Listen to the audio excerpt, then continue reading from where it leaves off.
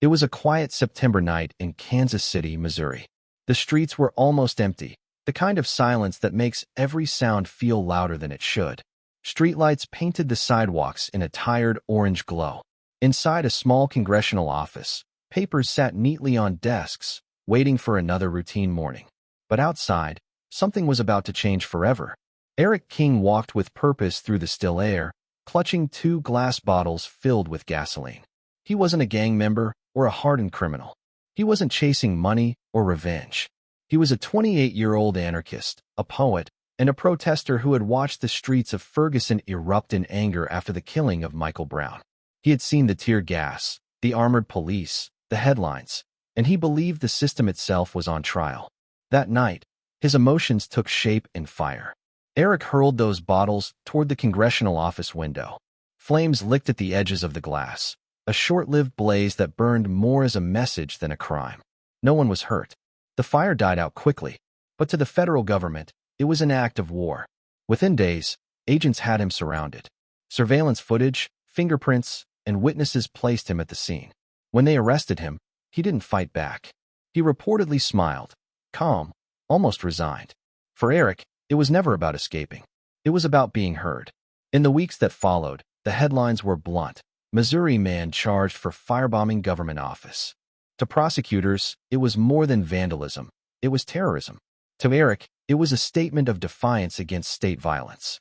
In 2016, he stood in a federal courtroom and listened as the judge read his sentence. 10 years in federal prison. 10 years for 2 bottles of fire. 10 years for 1 night of rage. No one was injured. No one died. But in the eyes of the government, Eric King represented danger, not for what he did, but for what he believed.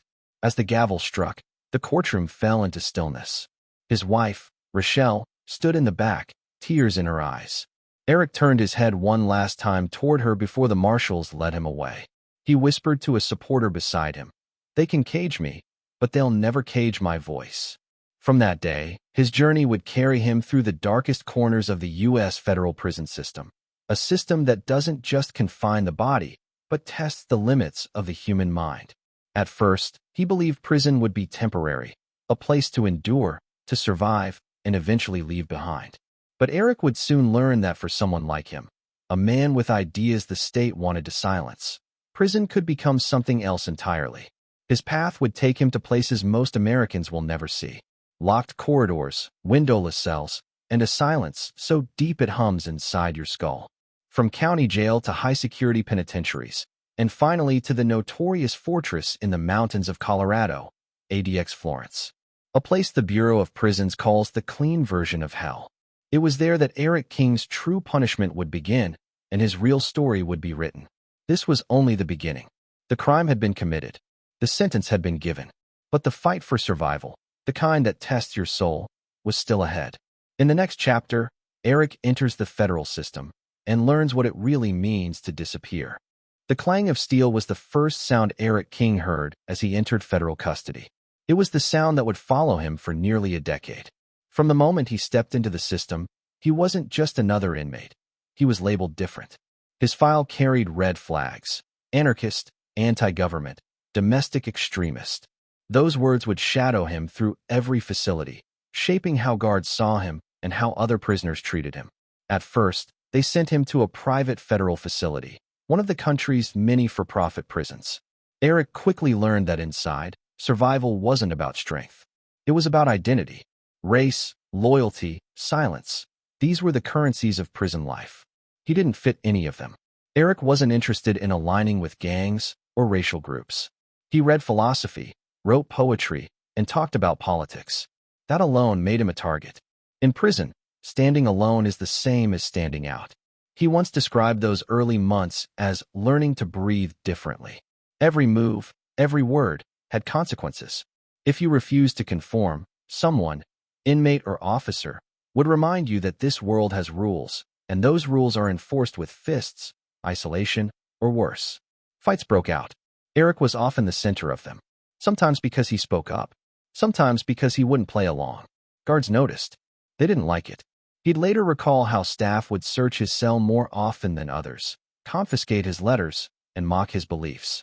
His political tattoos and writings became evidence of his attitude. To them, he wasn't a prisoner paying his debt. He was an ideology to be broken. Transfers followed, one prison after another. With each move, his life shrank. Less contact, more restrictions. Letters delayed. Visits denied. Every institution seemed to push him deeper into isolation, as if the system was trying to erase him piece by piece. And then came the box, the special housing unit, known simply as the SHU. A concrete room the size of a bathroom, a narrow bed, a toilet, a flickering light that never truly went dark. Here, inmates are locked down 23 hours a day. The only break is 1 hour in a slightly larger cage, the yard, where the sky looks like a distant idea. Inside the SHU, time dissolves. Days blend into each other. Weeks turn into months. You begin to measure life by the sound of meal slots sliding open. For Eric, this was the beginning of a new kind of battle, not against guards, not against inmates, but against silence itself. He wrote letters to anyone who would listen. Supporters on the outside formed a network, sending him books, news clippings, and messages of solidarity. He answered every one of them, handwriting poems on lined paper. Words became his oxygen, but the Bureau of Prisons had other plans. His letters were censored. Some never made it out. Others came back marked unauthorized content.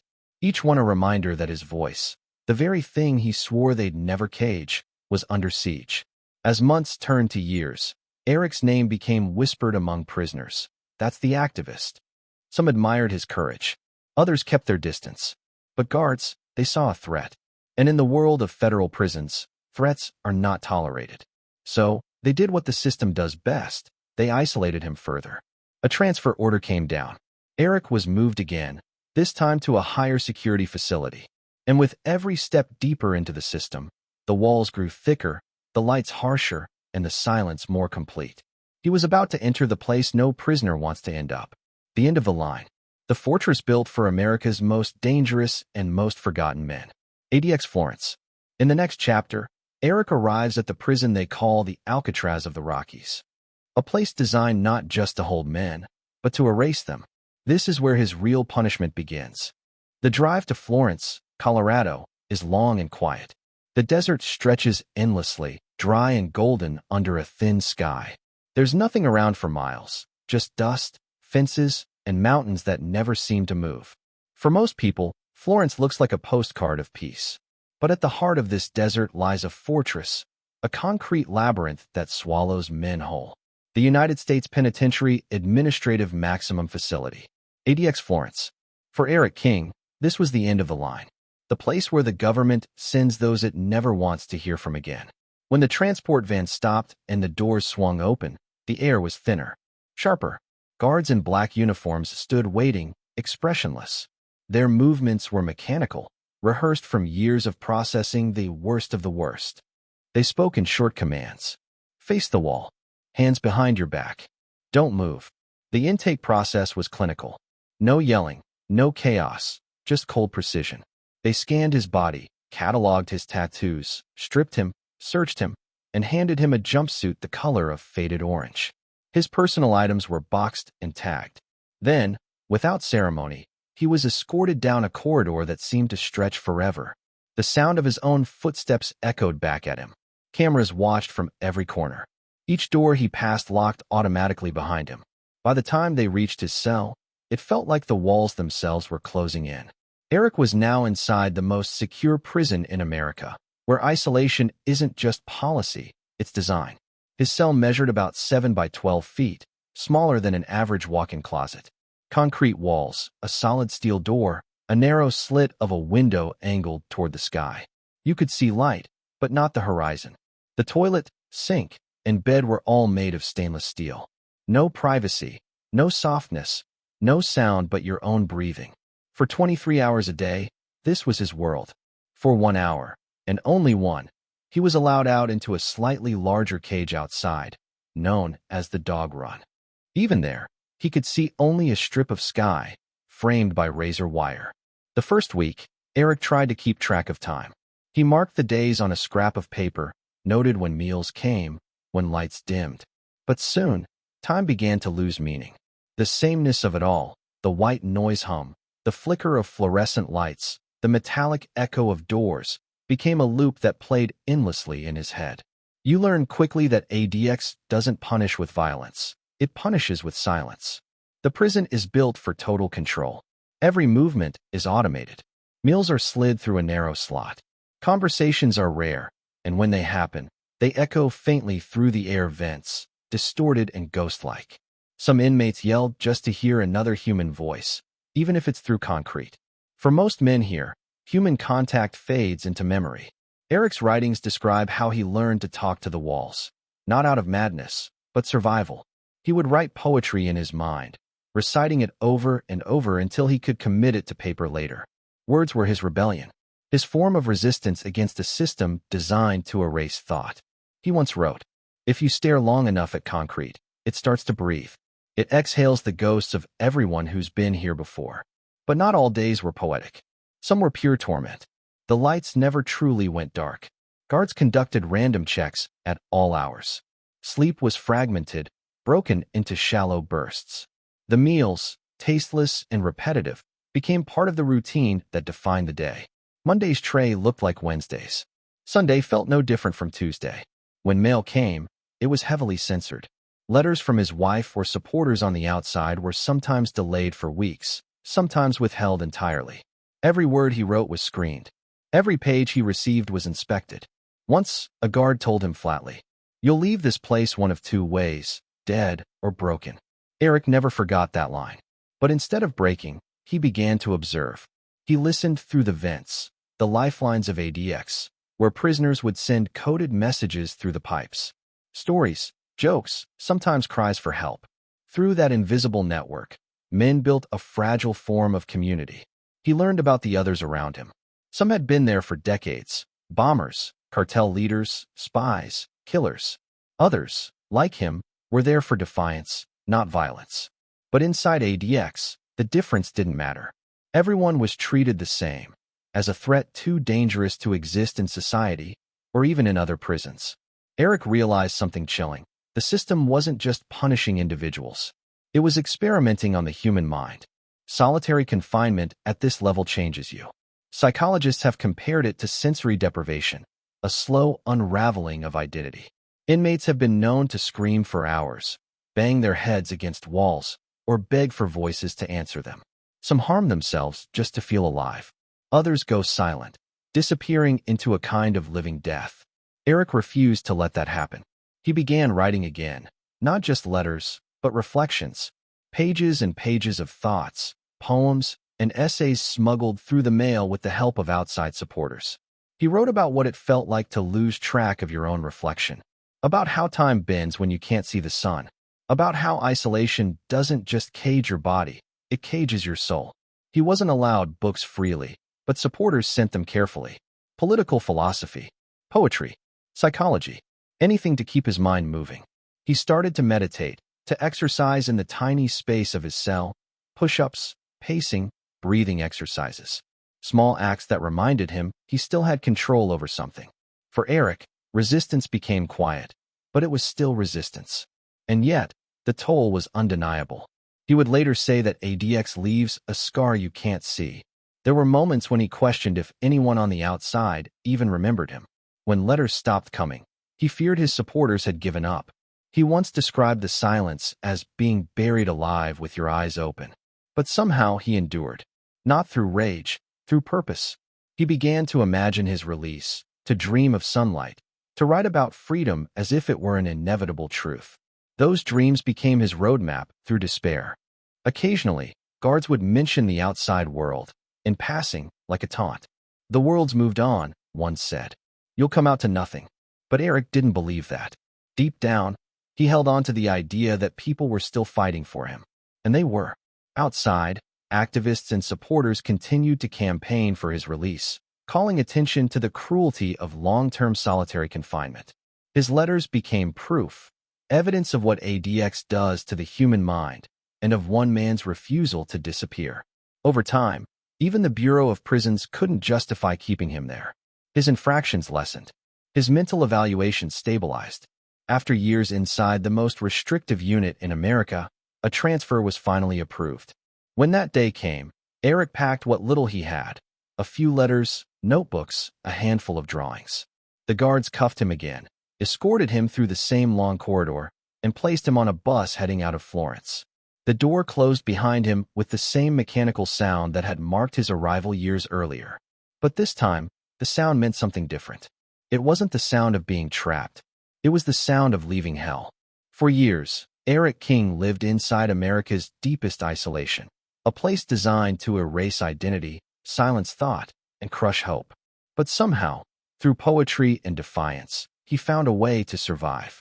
In the next chapter, he walks free and begins to speak out, not as an inmate, but as a witness. Freedom is supposed to feel loud, a rush of noise, colors, and movement. But for Eric King, it came as silence. When the gates finally opened in December 2023, after nearly 10 years in federal custody, much of it in solitary confinement, there was no crowd waiting, no reporters, no family reunion filmed for TV. Just the cold winter air of Colorado and the unfamiliar sound of open space. He stepped out with a single duffel bag, a stack of papers, and a mind still echoing with years of silence. The world beyond ADX looked unreal. The colors were too bright, the sky too open. Even the sound of birds felt foreign, almost intrusive. He was free, but freedom, after isolation, doesn't come easy. At first, everything felt overwhelming. The traffic, the phones, the simple act of walking into a store. For nearly a decade, every door he passed through had required permission. Every movement had been monitored. Now, doors swung freely, and that freedom itself was terrifying. He described it later in an interview. I'd walk into a grocery store and freeze. All those choices, all those people. It was too much. I'd start sweating. My brain didn't know how to handle the noise anymore. For years, Eric's mind had been trained for survival and silence. His body still flinched at loud sounds. Sleep didn't come easily. In his dreams, he was still in the cell, still hearing the buzz of the fluorescent light and the rattle of the food slot. Freedom, in many ways, felt like another kind of confinement. He reunited with his family, his wife, who had stood by him through the years of letters and waiting. She had kept his name alive, writing newsletters, organizing supporters, and pushing for his release. When they finally embraced, it didn't feel real. It felt like something borrowed from another man's life. But slowly, the numbness began to fade. Eric started writing again, not letters this time, but reflections, essays about freedom, justice, and what isolation does to the human spirit. His first weeks out were filled with small acts of rediscovery. Feeling rain on his face, watching the sun set without bars, listening to music again, cooking his own food. Each moment was a reminder that the simplest things are sacred when you've lived without them. But with each reminder came a deeper realization that the world he returned to was still indifferent to the suffering of men like him. Most people had never heard of ADX Florence. Those who had thought it was reserved for terrorists and monsters. Few understood that inside that fortress, there were men like Eric, political prisoners, whistleblowers, and those punished not for what they did, but for what they stood for. So Eric made a decision. If the world had forgotten, he would make them remember. In early 2024, he began giving interviews. His voice was calm but steady, his tone deliberate. He spoke not with bitterness, but with a kind of fierce clarity. The voice of a man who had seen too much and still refused to hate. Solitary confinement doesn't correct behavior, he said in one interview. It erases identity. It teaches you that silence is safer than truth. That's not rehabilitation, that's destruction. He spoke about the men still inside ADX, the ones who might never walk free. Some had gone mad. Some had taken their own lives. Others had simply vanished into a silence that no one ever hears. Through podcasts, community events, and human rights forums, Eric began to tell their stories, not as statistics, but as human lives. He described what it felt like to lose track of your own reflection, to talk to the walls just to hear a voice answer back. In every story, he carried a message. No human being should live without touch, sound, or connection. His courage drew attention from activists, journalists, and human rights groups. He wasn't just an ex-prisoner anymore. He was a voice for the voiceless. But activism, like freedom, came with its own weight. At night, he still felt the shadows of the cell. The insomnia never fully left. He'd wake up at 3 a.m., staring at the ceiling, feeling the ghost of confinement pressing down on him. Sometimes, he'd walk outside just to remind himself that he could, to feel the air, to look up at a sky not framed by razor wire. He once wrote in his journal, "Freedom is fragile. It cracks when you hold it too tightly. But if you don't hold it at all, it slips away." Therapy helped. Writing helped more. He poured his experiences into a memoir, a raw, poetic recount of his years behind concrete walls. It wasn't just a prison story. It was a story about endurance, identity, and the quiet rebellion of surviving what was meant to destroy you. In his book, he wrote about the transformation that happens when everything is stripped away, how you learn to value the smallest acts of kindness, a word from another inmate, a book smuggled through the system, a single letter from the outside world. He dedicated his memoir to everyone still trapped in silence. As his public voice grew, so did the pushback. Not everyone wanted to hear a former prisoner speak. Some online critics dismissed him as an anarchist seeking attention. Others claimed he was exaggerating the horrors of solitary confinement. But Eric didn't back down. He continued to write, speak, and organize. He joined advocacy campaigns pushing to end long-term isolation in federal prisons. He partnered with psychologists and reform activists, using his own experience as evidence of what isolation does to the human brain.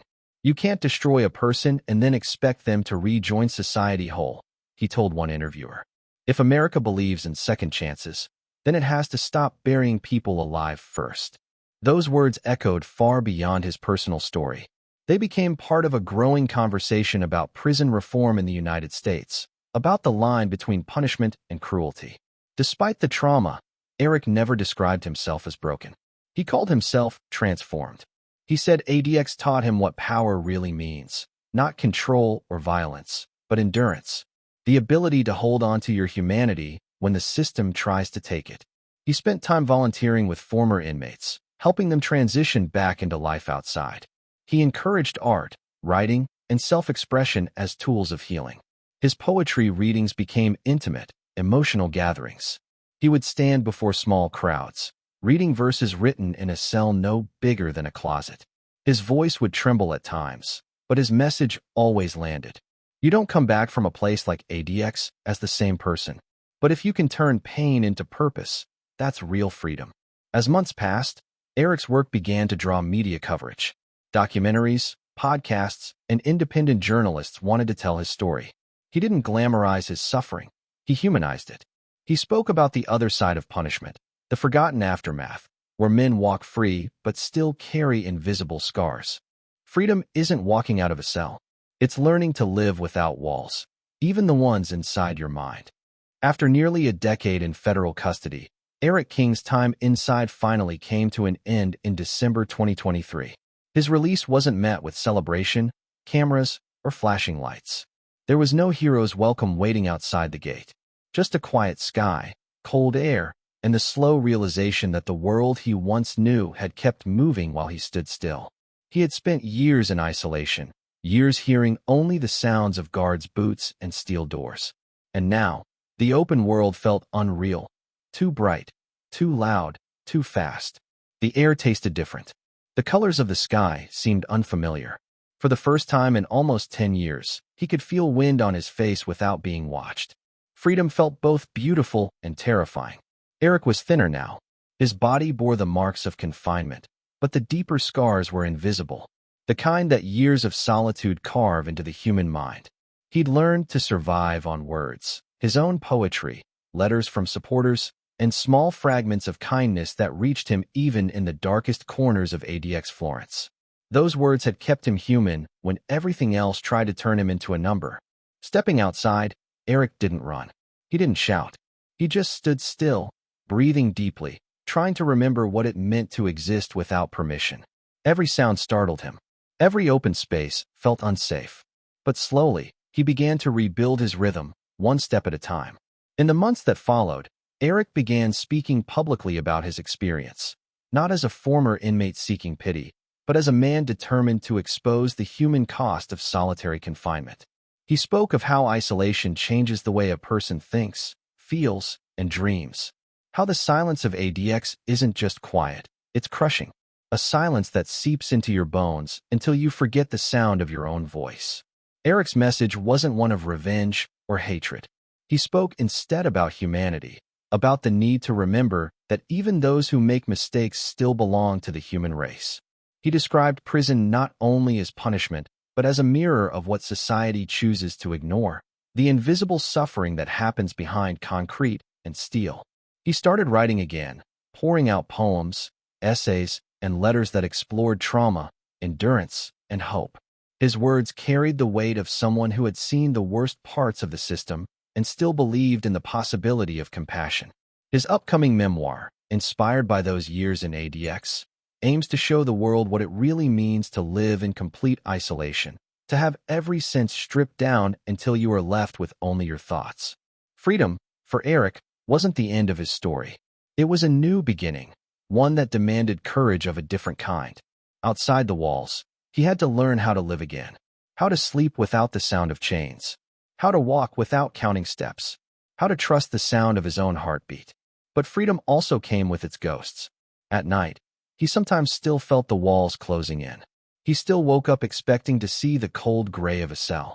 He still flinched when doors slammed too hard. The habits of survival, the reflexes of captivity, they don't fade easily. They cling to the mind like echoes that refuse to die. Yet Eric never hid from those memories. He used them. He turned pain into purpose.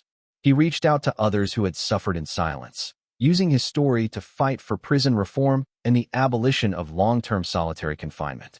He wanted the world to understand that isolation isn't correction, it's destruction. That what happened inside ADX Florence should never happen to another human being.